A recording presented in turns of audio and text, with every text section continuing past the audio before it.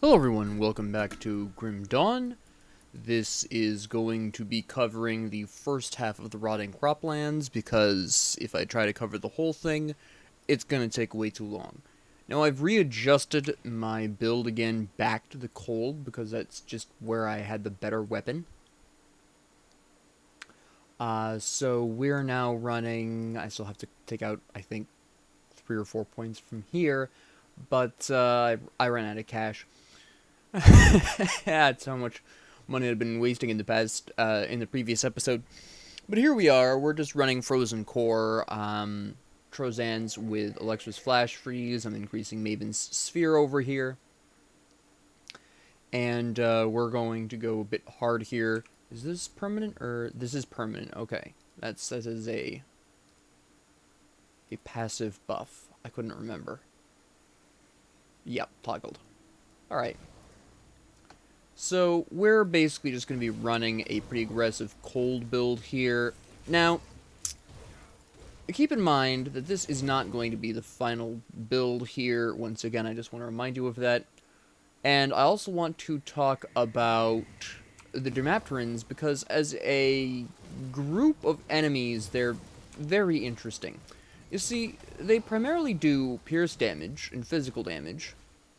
But in my experience, and I'm not sure if this is a personal thing or if I'm just lucky that way, I've noticed that they have an unusually large number of heroes that they have.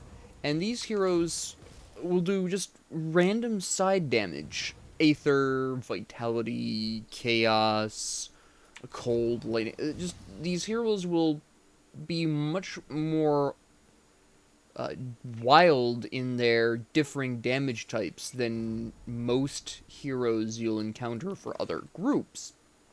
And they're not even their own faction, for Pete's sakes. So, again, I don't know if this is just something personal to me that either I've noticed or I'm just lucky of getting, lucky being a loose term there, or if this is just everyone's experience in general, because I can't find a concrete answer anywhere online. I've looked for a couple of years now. See this guy, he's poison. He might be swift, but he's got the poison damage. You can see it happening to me. And it's just absolutely insane. But yeah, I just wasn't sure, considering how much I gotta go, and I'll have to change off Maven's Sphere. I don't have the energy to run both of those at the same time right now.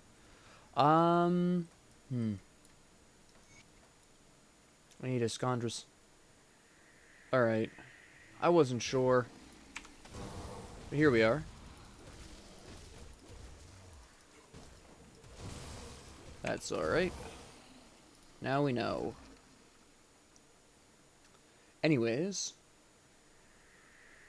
But yeah, I have noticed that Dermapterans have a larger than average number of heroes, and that these heroes absolutely do have a much more diverse array of damage types that they do compared to other factions, who will maybe have, I don't know, every other hero perhaps do something completely different, but every Dermapteran hero does something completely different.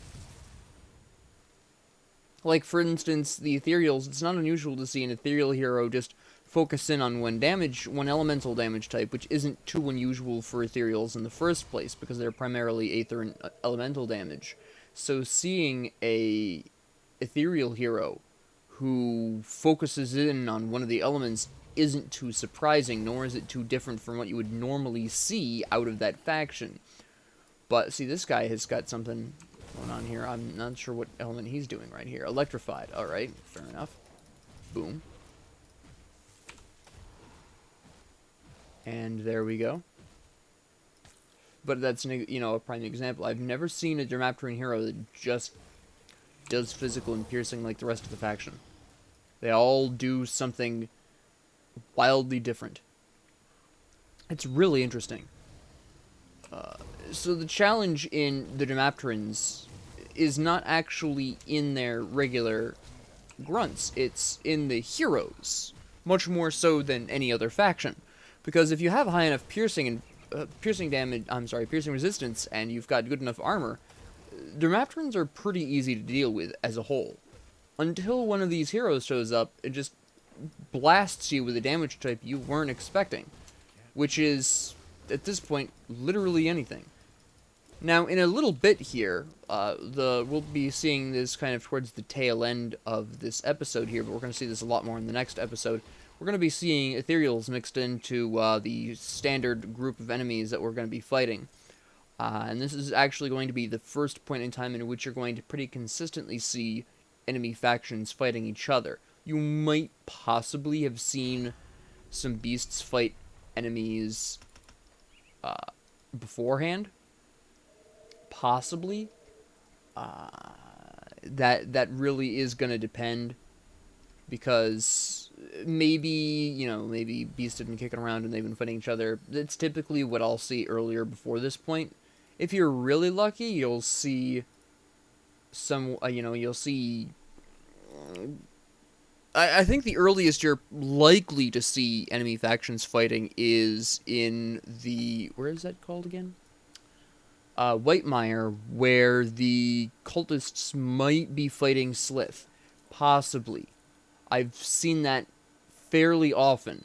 So if you saw it there as well, that wouldn't be too surprising. But that's very likely the earliest point at which you're going to see that. And, up until now, it's probably going to be beasts like the Slith, who you're going to see enemies fighting in that way. And, you might think it's just beasts up to this point, for all you know. Again, unless you're unusually lucky, but pretty soon, you're going to be seeing this happen a lot more. How you want to approach that is entirely up to you. Maybe you want to watch them fight it out. Maybe you want to get in there and deal with them yourself. Totally up to you. I usually get in there and get in the mix anyways, because I like that kind of environment. I like that getting in the middle and fighting everyone all at the same time. I think that's a fun thing. But again, you can handle that however you like. But you are going to start having these opportunities more and more often. Now, you also might be wondering why I'm searching all these buildings. I'm looking for a corpse named Will Everbrook, which he spawns in a random house in this area, and the infested farms here and the rotting croplands. He's very specific to a quest that is fairly lucrative, but he randomly spawns in one of a number of disheveled houses, and finding him can be tough. There's a bunch of... I'll actually go through all of the houses he's in. If I don't find him this episode, I'll probably find him in the next one. He'll randomly have changed his He'll randomly have changed his location, of course, if I don't find him this episode and I exit out. But that's okay. I know where to look for him, so that's not really so much of a problem. Random book on the origin of the Slith? Sure. Oh, is this him? It is. Marthos Everbrook, not Will Everbrook, whatever. That's good. That's good. We don't have to worry about finding him now, which is excellent.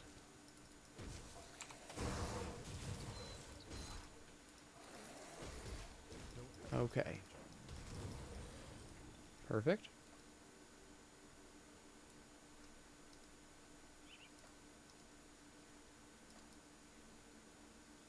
And down here we go.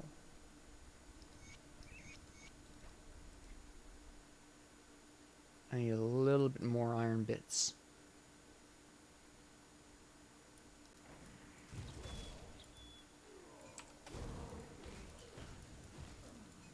Good. Okay. Now we're going to go down here to take care of a little side quest here that... What's my fire resistance? 55%? Could be better. Could be better. Do I have a potion for that? Oh, okay. Hello. This could be interesting.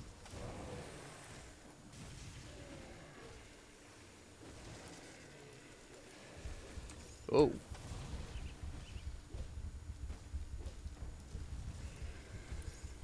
That was pretty close.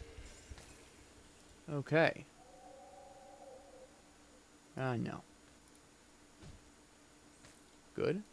Grab some vital essence. Oh, we'll need more vital essence. We might as well take this while we're here. Okay. Good amount of bits. I want a little bit more.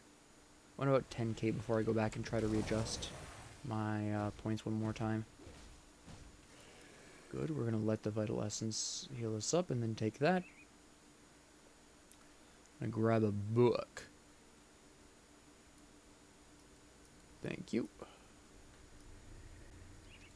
Ooh, there we go. Okay.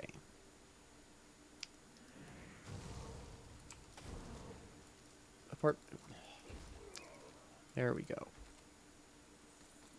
Alright, so this quest you can technically bungle. It doesn't really matter either way. But you're going to pop in here. And you get to argue with a demon pretending to be a girl. Now, you have a bunch of options for this conversation. You can send her to that rover camp that you just passed through. There's no point to doing so. You fight her either way.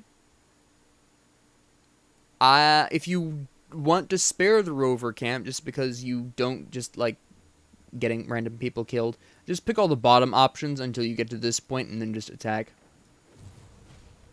That's generally the best way to approach this. Now, this is actually a fairly interesting fight because even with good fire resistance at this point in the game, you're still going to need to back off a little bit occasionally because right there we had the fire plume there, we have a fire plume there, we're going to go on ahead and... Oh, now you get frozen. You weren't getting frozen earlier, I'm not really sure what that was about. Okay, you have the fire ring, so we're just going to back off and we're going to hit you with range. Now, I could probably go mano-a-mano for a little bit longer if my fire resistance was a little higher. Obviously, it's not. It's only 55%, but even with 80% fire resistance, it still can get pretty tough to go mano-a-mano with that demon at this point in the game. Just so you're aware that that can be somewhat difficult in that particular regard. But we're just going to go ahead and, deal with that. And then we're going to head north and hit the rift. And we're going to end the episode at that point because the next episode is going to be pretty involved. And I don't want the episodes to get too long here. People definitely prefer these bursts from rift to rift. Little bite-sized Grim Dawn bits, which is fine. I'm down for that. I just need to get to that rift first. And that you can see the ethereals up there. Would you get out of here? Alright, so we're just going to go on ahead and rift out of here. And I'm just going to adjust my skill points a little bit here, but that's going to be it for the episode. So thank you all very much for joining me. If you liked this, please like and subscribe. If you didn't, please ignore me. And if you have any comments, questions, concerns, ideas, suggestions, or requests, please leave them down in the comment section below. And thank you all very much for joining me, and have a great 24 hours.